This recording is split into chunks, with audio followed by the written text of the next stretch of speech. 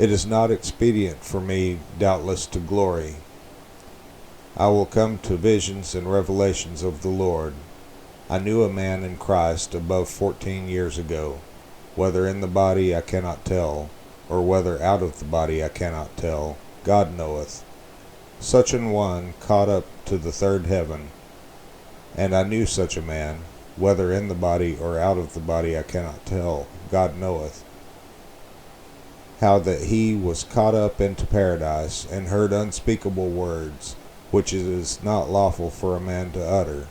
Of such an one will I glory, yet of myself I will not glory, but in mine infirmities. For though I would desire to glory, I shall not be a fool.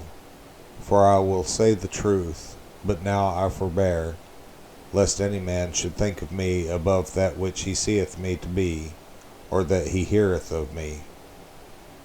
And lest I should be exalted above measure through the abundance of the revelations, there was given to me a thorn in the flesh, the messenger of Satan to buffet me, lest I should be exalted above measure. For this thing I besought the Lord thrice, that it might depart from me. And he said unto me, My grace is sufficient for thee, for my strength is made perfect in weakness.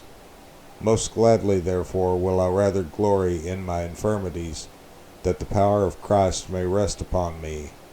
Therefore I take pleasure in infirmities, in reproaches, in necessities, in persecutions, in distresses for Christ's sake. For when I am weak, then am I strong. I am become a fool in glorying. Ye have compelled me. For I ought to have been commended of you. For in nothing am I behind the very chiefest apostles, though I be nothing.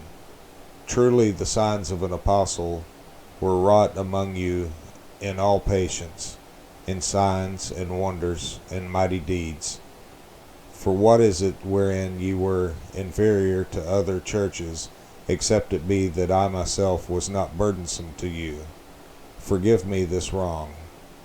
Behold, the third time I am ready to come to you, and I will not be burdensome to you, for I seek not yours, but you. For the children ought not to lay up for the parents, but the parents for the children. And I will very gladly spend and be spent for you, though the more abundantly I love you, the less I be loved. But be it so, I did not burden you. Nevertheless, being crafty, I caught you with guile. Did I make a gain of you by any of them whom I sent unto you? I desired Titus, and with him I sent a brother. Did Titus make a gain of you? Walked we not in the same spirit? Walked we not in the same steps? Again, think ye that we excuse ourselves unto you? We speak before God in Christ, but we do all things, dearly beloved, for your edifying.